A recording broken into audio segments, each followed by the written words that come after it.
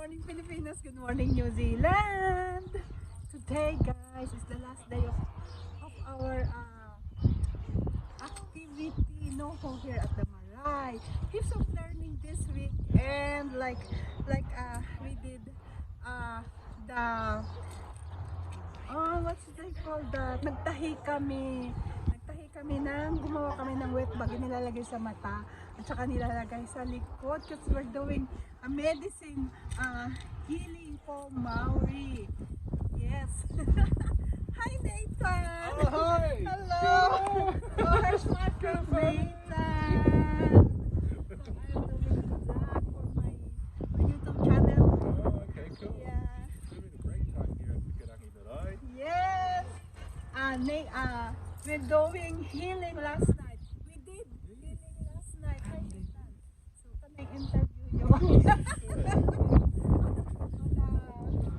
What we did last night, bro, is a healing.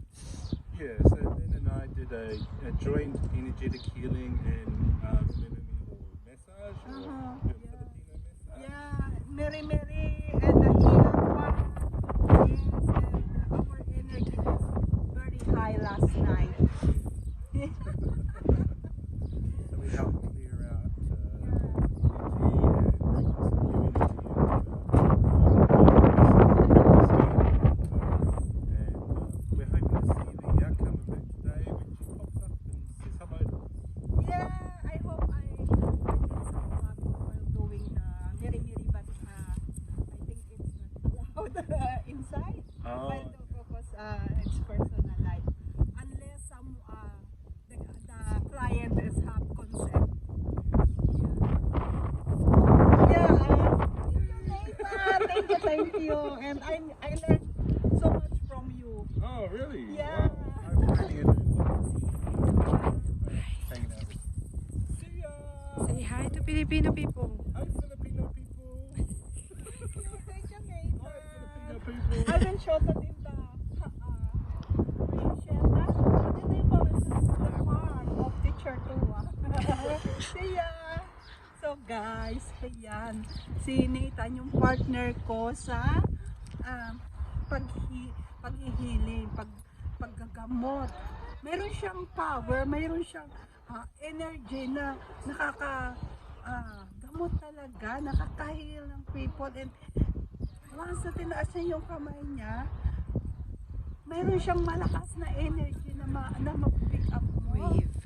Oh, once na winave niya, and meron siyang meron siyang mga binabanggit na, oh, I want to learn that. And let's go. I have a camera there today. So let's go guys to the farm. Silip lang kasi dito sa New Zealand usually yung mga rich people, they have their own anong tawag doon sa Maori, Sisi, na sementeryo. Urupa. They have their own kurupa on their land. So ayun, on that part guys, on that part is their kurupa. There is a horse on that side. Yeah, but we're not allowed to go there because it's sacred. It's sacred. Meron silang pamahiin pag nag-enter ka dyan, bukas ka ng kamay.